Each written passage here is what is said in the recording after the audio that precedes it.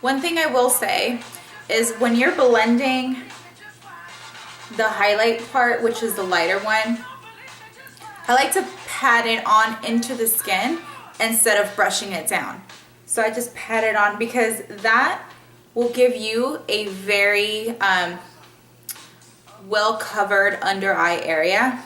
Instead of like doing this motion, you just pack it on into the skin and you'll get even more coverage under the eye area.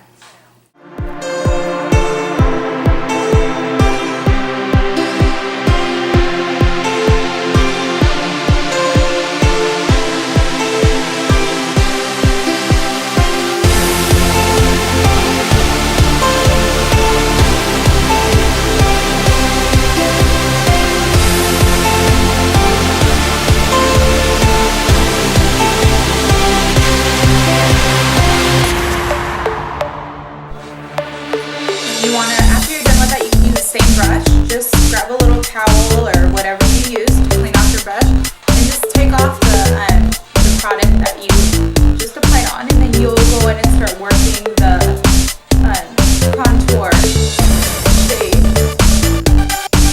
Same thing, pack it on. Oh, I started doing that.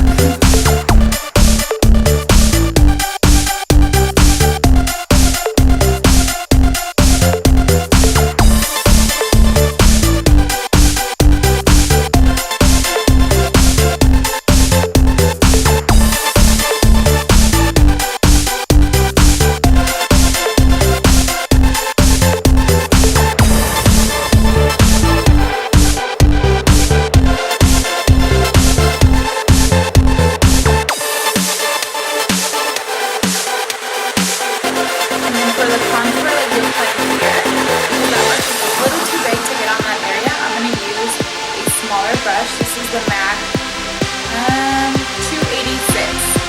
So go ahead and blend that.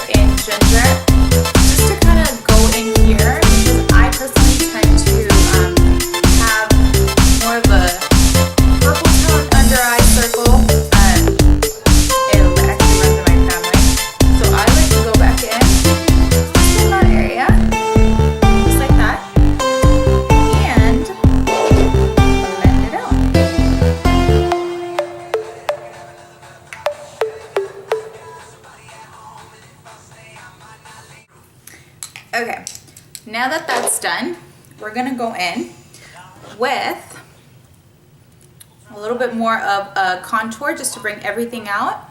So I'm gonna use a Mineralized Skin Finish in Medium Deep from MAC and an angled brush from Morphe's. It's the S13.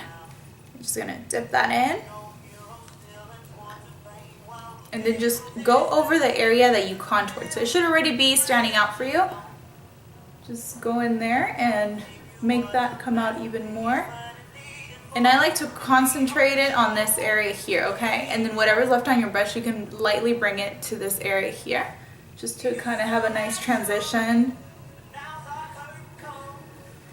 And then I always tell my my clients that you always want to do a 3, which is like that, just to make sure that everything's even and you don't have any areas that look lighter, especially in pictures.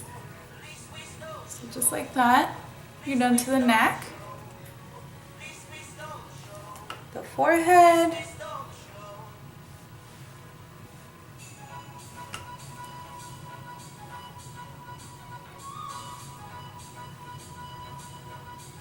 and you can of course go as heavy as you'd like. I personally like to pack my product on.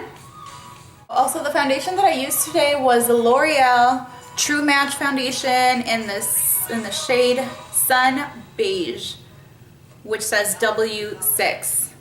I don't know if you can see that. It says W6 on the top. I like to try new foundations, you know, stuff that you can find at the pharmacy or just any other store. It doesn't necessarily have to be high-end. Just so that, you know, a lot more people can relate to the products that I use, and you're able to go purchase them on your own and try them out at home.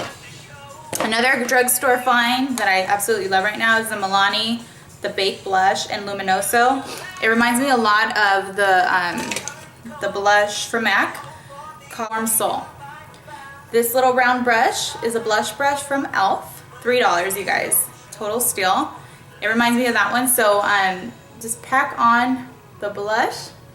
If you prefer to smile while you pack it on so you know exactly where to put it, that'll help.